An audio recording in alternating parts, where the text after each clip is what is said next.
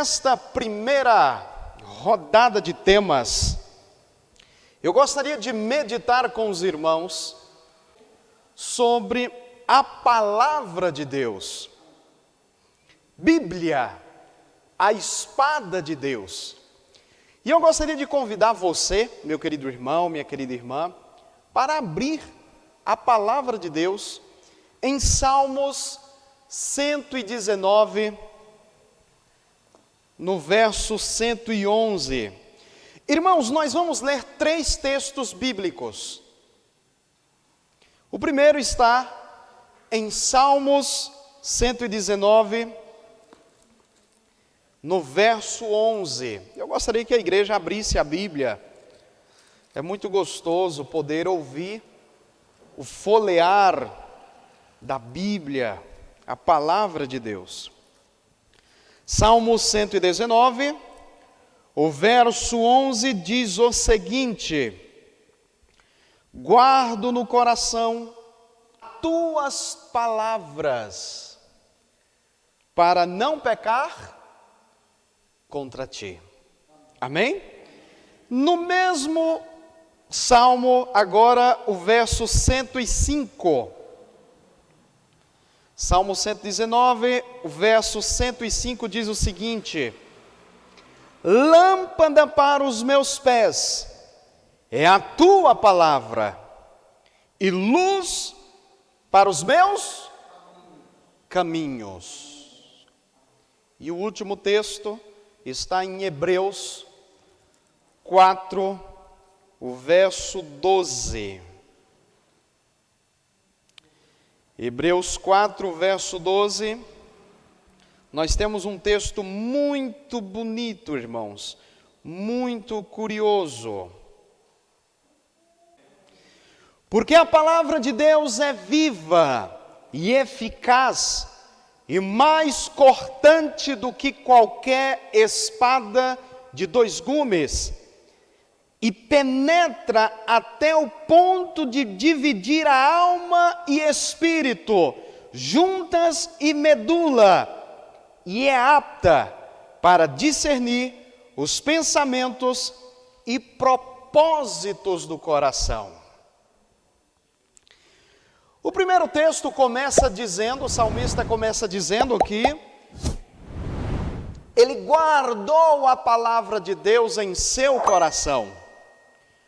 O segundo texto, ele fala que a palavra de Deus é a lâmpada para os caminhos dele. E o terceiro texto, ele vai dizer agora, Paulo dizendo, que a palavra de Deus é como uma espada afiada de 2 gumes. Irmãos, eu gostaria de estudar com os irmãos, meditar nessa noite, sobre a relevância da palavra de Deus em nossos dias. E eu gostaria de chamar a sua atenção agora, porque esse vai ser um assunto muito importante, principalmente para os dias em que nós estamos vivendo hoje. Irmãos, nós estamos vivendo numa sociedade neopagã. Nós estamos vivendo numa sociedade selvagem.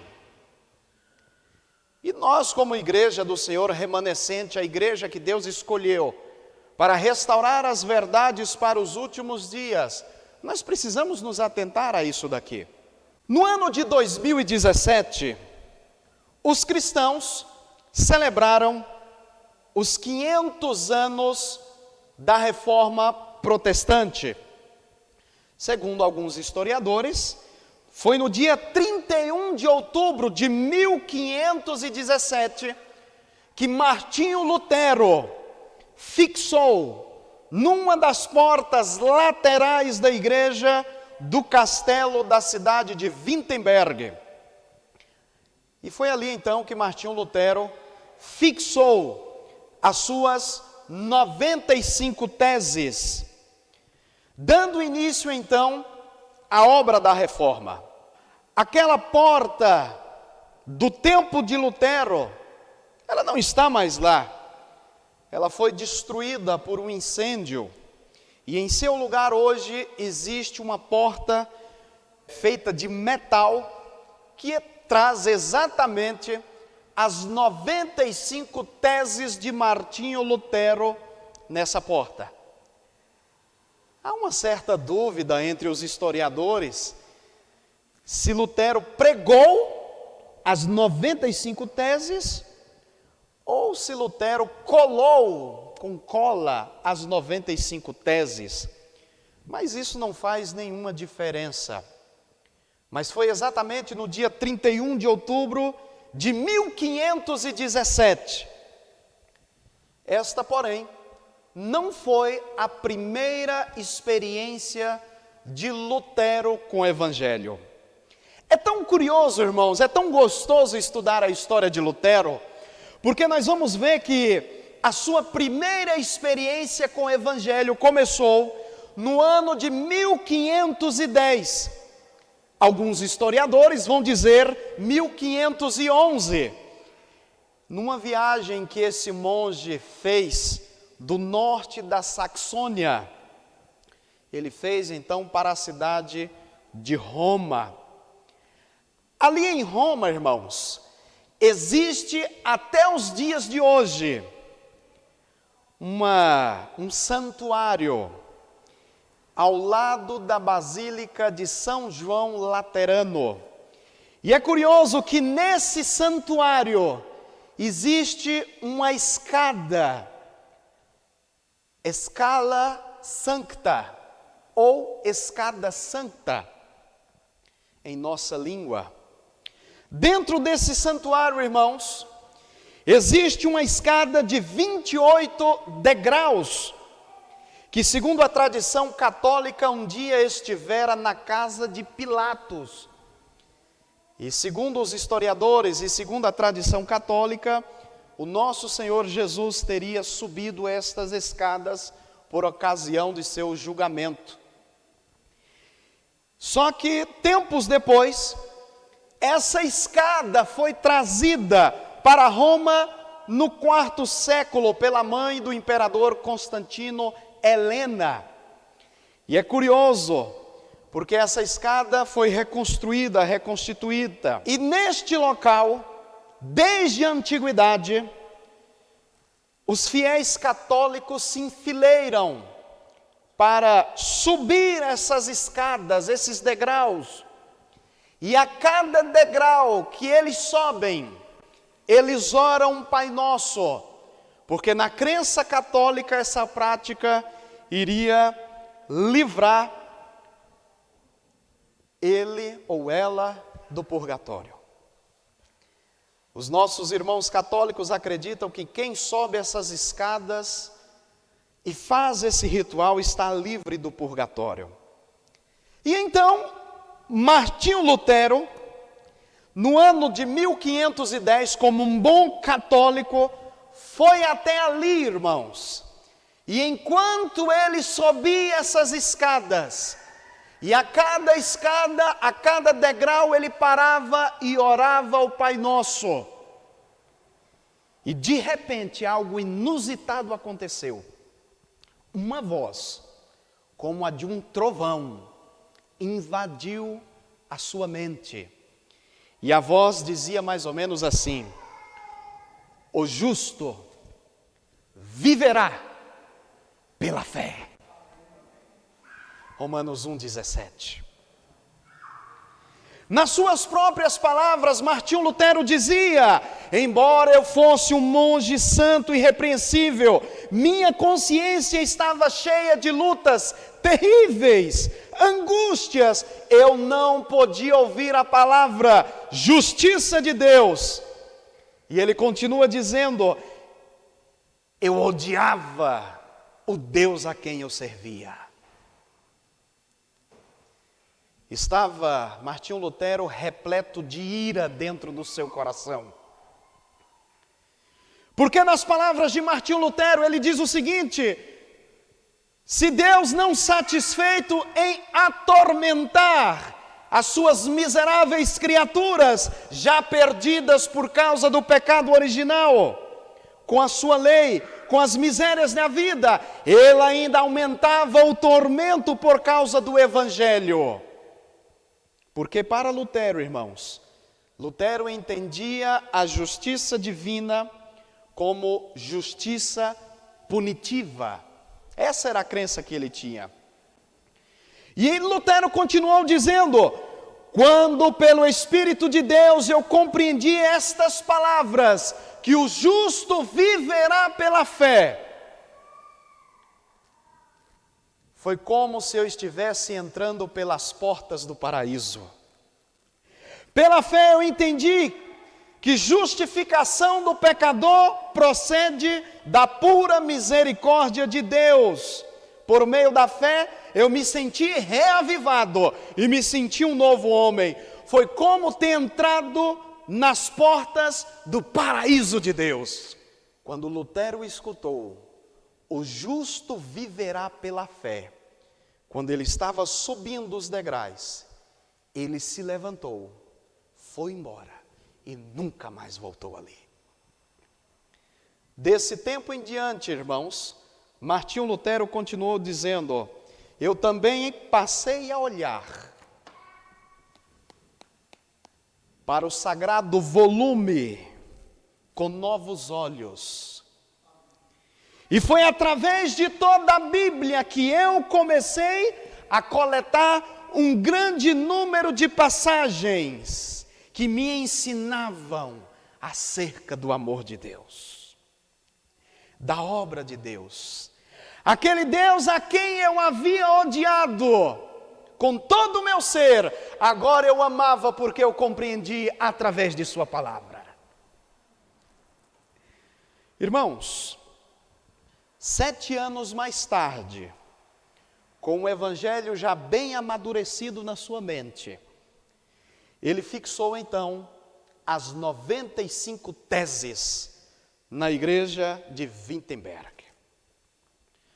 Contra o ensino católico de pecado e salvação, contra as indulgências, contra o conceito do mérito, ideia de purgatório e pretensa autoridade do Papa para perdoar pecados. Sola gratia, somente pela graça de Cristo. Sola fide, somente pela fé em Cristo. Sola Escritura, somente pela palavra de Cristo.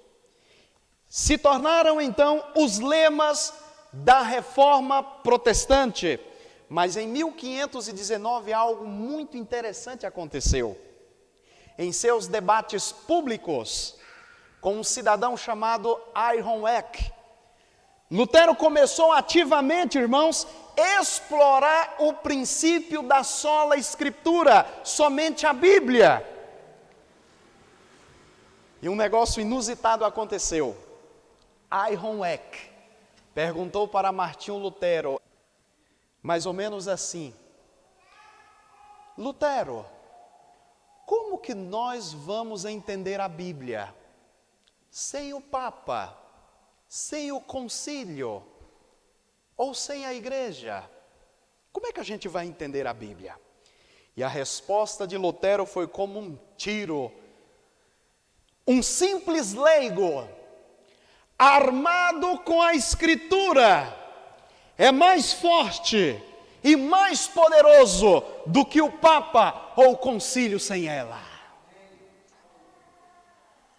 Nos anos seguintes, Lutero começou a trabalhar mais ativamente esse tema e a desenvolver esse tema como uma resposta para os seus críticos. E hoje nós estamos convencidos, irmãos, que esta foi a maior contribuição que Lutero deu para a cristandade. Amém?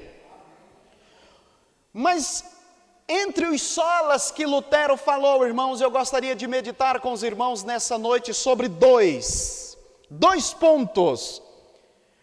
Primeiro ponto que envolve a sola Escritura, somente a Bíblia e apenas ela. Prepara aí para você não cair. Em assuntos de fé e prática, a autoridade deve repousar unicamente, exclusivamente sobre a palavra de Deus, irmãos. Não é sobre a tradição, não é sobre uma pessoa, não é sobre o magistério ou o ensino da igreja, mas neste livro aqui. O segundo ponto da sola escritura, prepara para você também não cair aí. A Bíblia se interpreta a si mesma. A Bíblia é suficiente em assuntos de fé e prática. Se nós não temos respostas, no assim diz o Senhor, não invente história por aí.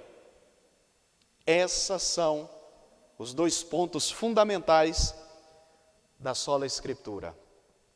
Mas talvez a maior contribuição que Lutero deu para o cristianismo, e você ainda não sabe, Lutero fez algo mais. Lutero devolveu a Bíblia para o povo, irmãos.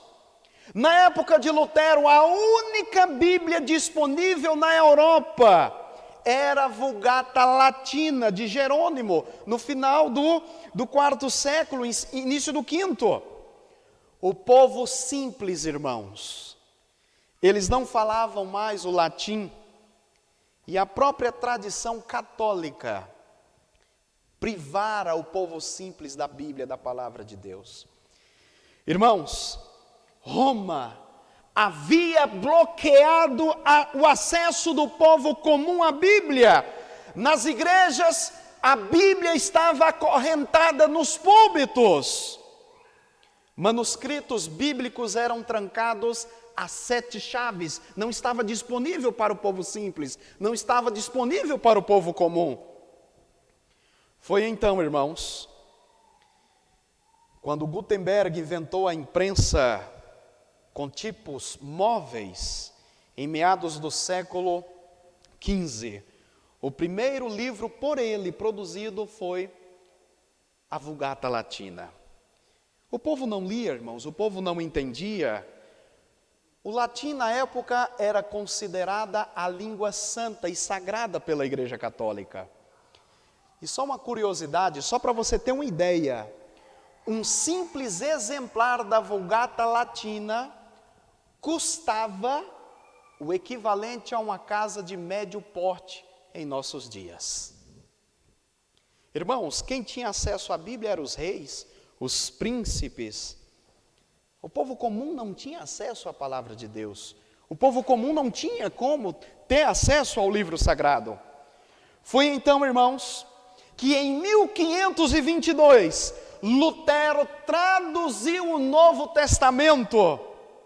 Diz a história, irmãos, que ele traduziu para a língua alemã, mas não traduziu do latim.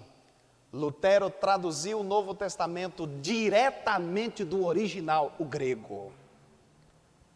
E é muito bonito a história de Lutero, irmãos, porque como é que Lutero conseguiu traduzir isso? É fantástico demais. Lutero ia para as feiras, Lutero ia para os mercados, ouvir o povo comum falar. Lutero andava pela rua, se comunicava com as pessoas, ouvia a língua comum, a língua do povo comum. E então Lutero, através dessa prática, traduziu o Novo Testamento. Lutero falava com o povo, ouvia o povo comum nas ruas.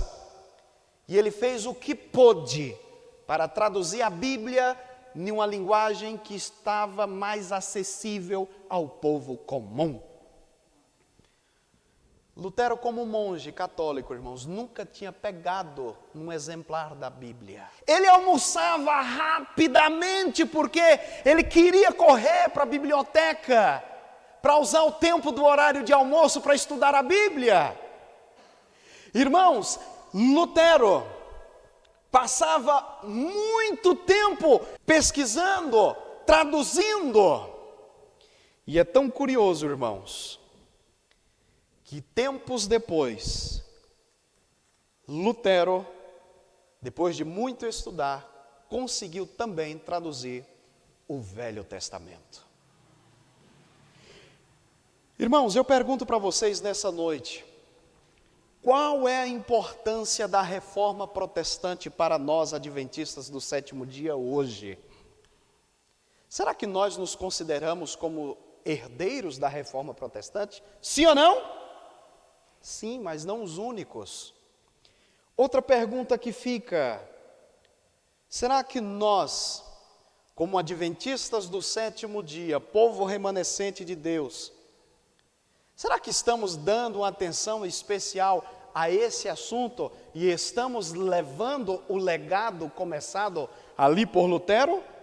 É tão curioso porque quando nós vamos para o Espírito de Profecia, o grande conflito, na página 148, diz o seguinte: a reforma não terminou com Lutero, como muitos supõem.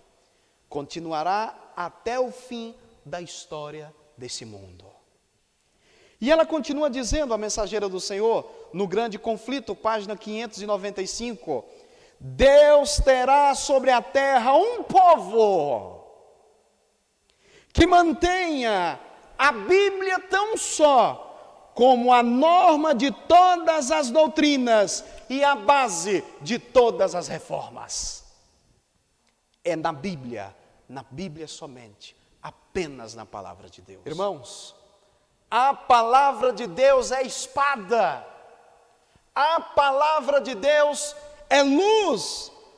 Um dos pilares do cristianismo, e a gente nem discute sobre isso, é que a Bíblia é a palavra de Deus, inspirada, inerrante, suficiente. Isso é cláusula pétrea, não está aberto à discussão, irmãos. Obviamente isso não significa que ao longo dos séculos essa verdade magna não tinha sido alvo acirrado de debates. Irmãos, nós temos alguns falsos eruditos, falsos teólogos espalhados por mundo afora, se levantando para atacar a Bíblia, questionando a sua autoridade, sua suficiência, pondo em dúvida sua inspiração e negando a sua suficiência para a nossa vida. Porém, por mais barulhos que esses emissários da mentira, da apostasia, possam fazer, as suas ideias caem como água em um ralo no tempo, porque Deus tem cuidado de sua palavra, e está cuidando dela, e cuidará até o fim. O Senhor Jesus foi enfático dizendo que passará o céu e a terra, mas a palavra não vai passar, irmãos. A Escritura não pode falhar, ela é eterna, jamais fica obsoleta, ultrapassada, não precisa de revisão nem de atualização. Os tempos não a julgam, pelo contrário, ela julga os tempos. Os homens não têm autoridade para mudar nada, nem para adequá-la ao seu tempo. Eu gostaria de destacar 3 pontos rápidos no trato dessa mensagem. E possa ser que eu vá mexer no calcanhar de alguns aqui nessa noite. Em primeiro lugar, a Bíblia não carece de atualização. Não faz muito tempo, um pastor aí de uma determinada igreja evangélica surgiu bombardeando as redes sociais, falando que a Bíblia precisava ser atualizada e contextualizada para o nosso tempo. A Bíblia, irmãos, não é a palavra do homem, mas a palavra de Deus. Seu conteúdo não tem erro, sua mensagem não tem engano, suas profecias são infalíveis, a palavra de Deus nunca fica velha, ela é eterna, irmãos. A palavra de Deus não fica velha, não está ultrapassada, a palavra de Deus é eterna. Embora a revelação ela acontecesse de forma progressiva, hoje a Bíblia tem uma capa ulterior. Ela é completa na sua mensagem. Não precisa de atualização, não precisa de acréscimos. Nem tirar e nem acrescentar. Sua mensagem é para os nossos dias, é para a geração futura, foi para o tempo passado e até Jesus não voltar, essa palavra continuará fiel até o fim. A Bíblia não carece de chancela humana para ser suficiente. Enganam-se aqueles que dizem que a Bíblia não é suficiente. Laboram em erro aqueles que dizem que os textos precisam ser ressignificados para falar às novas gerações. Irmãos, a palavra de Deus não é um texto morto, a Escritura não pode ser interpretada de forma exclusiva para acolher pecadores impetinentes. A palavra de Deus não pode aprovar os pecados de gênero ou quaisquer outros pecados que ela condena, só para agradar os interesses humanos. Mas para alguns, a Bíblia tem que ser atualizada, tem que passar pela teologia, a nova teologia, uma teologia socialista, que inclui a todos os gêneros. Não é mais pecado aquilo, não é mais pecado isso. A gente precisa agora incluir todos. Irmãos, não é bem assim. Seca-se a erva, murcha-se a flor, mas a palavra de Deus permanece o quê, igreja? Para sempre. A Bíblia é suficiente para tratar de doutrina e ética, de credo e conduta, de fé e prática, mas não são os homens e nem os concílios eclesiásticos que podem dar à palavra de Deus a chancela de suficiência. Ela é suficiente em si mesma, ela tem vida em si mesma, ela é inspirada, inerrante, infalível e suficiente. Em terceiro e último lugar, a Bíblia não está sujeita à cultura. Ela julga todas as culturas. A Bíblia não é um livro temporal, não é nova nem velha, é eterna. Ela jamais fica desatualizada. A sua mensagem não pode ser relativizada para atender às tendências do homem e às sociologias do momento. Não faz muito tempo, um teólogo de nossa igreja propôs uma nova interpretação da Bíblia com viés da teologia da libertação. Você sabe o que é isso? Teologia da libertação? Vou explicar a grosso modo. Teologia da libertação é um ensino no qual você tem que passar a Bíblia no rolo compressor das ideologias políticas socialistas. Ou seja, uma nova atualização. Aquilo que era considerado pecado no passado já não é mais pecado, agora pode, porque Jesus ama todos e a graça de Cristo ama todos. Segundo eles ensinam isso. Irmãos, o que é errado ontem é aplaudido hoje, porém a Bíblia não se curva a essa realidade. Ela continua sendo luz na escuridão, ela continua sendo a única regra de fé e prática. Ela não é julgada pela cultura, mas julga todas as culturas. Não é o Papa, não é a igreja que valida essa ou aquela doutrina ou comportamento, não é o pastor. Qualquer concílio que pode reinterpretar a Bíblia para aprovar o que a Bíblia condena, não é a igreja que está acima das Escrituras, como o padre falou por aí, mas é as Escrituras, a palavra de Deus que orienta essa igreja.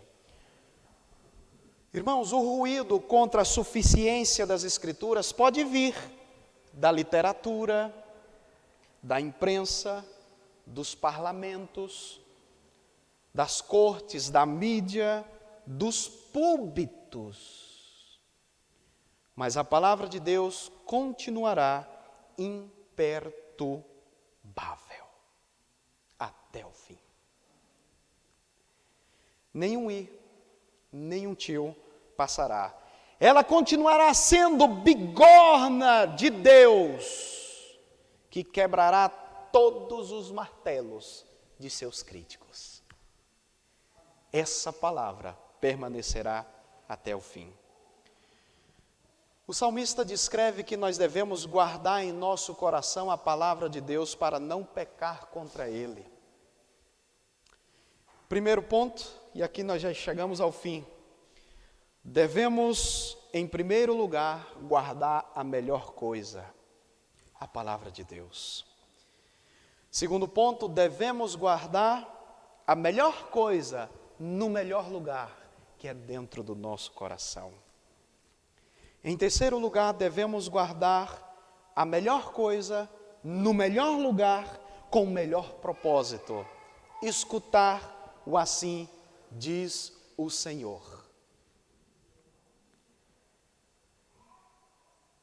Deus nos protege, irmãos, através de sua palavra.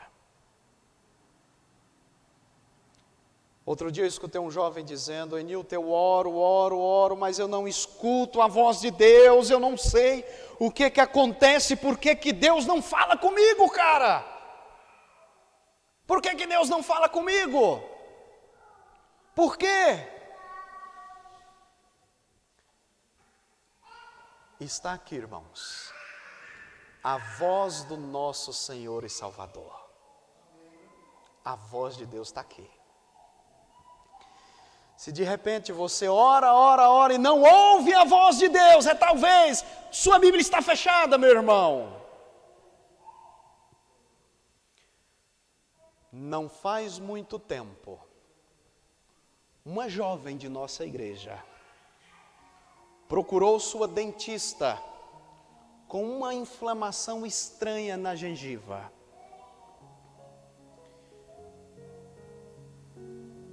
Ela foi medicada, foi para casa e nada resolveu.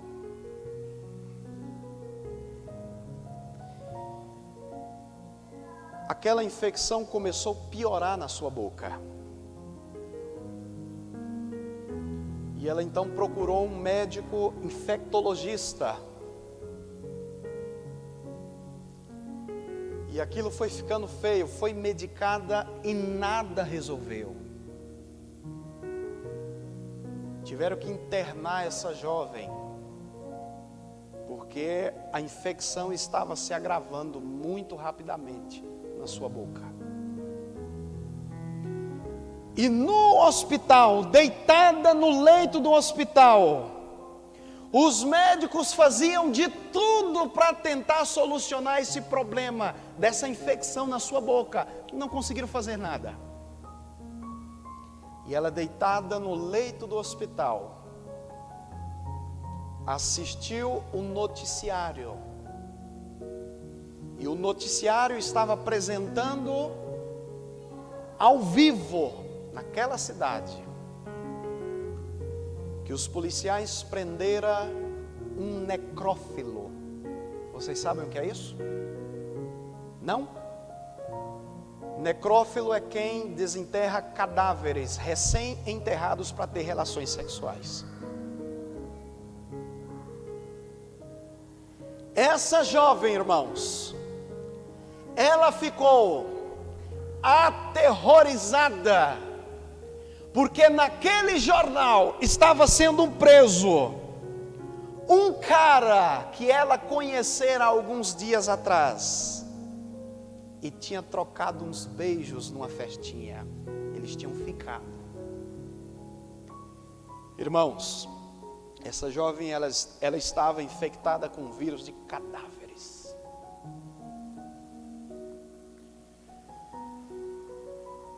A Bíblia, irmãos, é uma proteção para nós. Quando a Bíblia fala: não vos ponha em julgo desigual. Meu querido jovem que está me ouvindo falar aqui nessa noite, meu querido amigo, meu querido irmão, vai para a internet porque está gravando aqui. Quando Deus diz não, Ele está nos protegendo. Atrás de cada não de Deus há sempre uma bênção. Isso aqui, irmãos, Isso aqui é uma proteção para a gente. A palavra de Deus é uma proteção para nós. Seria tão mais fácil se essa jovem não tivesse ficado com esse cidadão. Talvez teria livrado ela desse problema. Meu querido irmão, minha querida irmã, isso aqui é a proteção de Deus para nós. A espada do Senhor mais afiada, que penetra o nosso coração, que divide alma e espírito, é a proteção divina para nós. Bem-aventurado aqueles que ouvem e guardam as palavras desse livro. Felizes. Eu não sei se você tem deixado a sua Bíblia em casa, pegando poeira. Eu não sei se você talvez usa a sua Bíblia apenas como um enfeite, para embelezar a sua mesa, o seu rack, não sei. Há pessoas que usam a Bíblia como um amuleto, para ficar bonito ali na estante, aberta no Salmo 91, né? Chega as páginas do Salmo 91, fica amarela, né? Mas o meu convite, o meu chamado para a igreja do Senhor hoje é: vamos estudar a palavra de Deus, irmãos. Voltemos para a palavra. Irmãos, quando nós vamos para a palavra de Deus, irmãos, a gente é livrado de tanta coisa. Ensinos errados, ventos de doutrina, coisas que não tem sentido nenhum, tradição humana. Quando voltamos para a palavra de Deus, e conhecereis a verdade, e a verdade o que, irmãos? Vos libertará. A verdade te liberta, meu irmão. Te liberta de tradições, te liberta de pesos colocados pela religião, mundo afora. A verdade tem o poder de libertar. A palavra de Deus quer te libertar. Eu poderia passar aqui a noite toda falando para vocês o que a palavra de Deus pode fazer na sua vida. Te libertar, te proteger, tanta coisa. Mas eu pergunto nessa noite, quem quer? Apenas os que querem. Quem quer nessa noite firmar um compromisso com o Senhor, de buscá-lo através de sua palavra nessa noite? Amém. Vai ser difícil. Quem disse que era fácil, irmãos? Não é não, é difícil mesmo. Você acordar, irmãos, na primeira hora do dia, abrir a palavra, meditar, não é fácil, é difícil, mas não impossível. Tudo é possível? Tudo é possível? Está escrito. O meu desejo em Cristo é que você possa fazer da palavra de Deus a sua única regra de fé e prática, base e norma de todas as reformas da sua vida. E se você quer mesmo, é o seu desejo, você quer isso, eu quero convidar você agora. Fecha seus olhos, vamos orar. Senhor nosso Deus, maravilhoso Pai, a Ti toda honra, toda glória, todo louvor para sempre.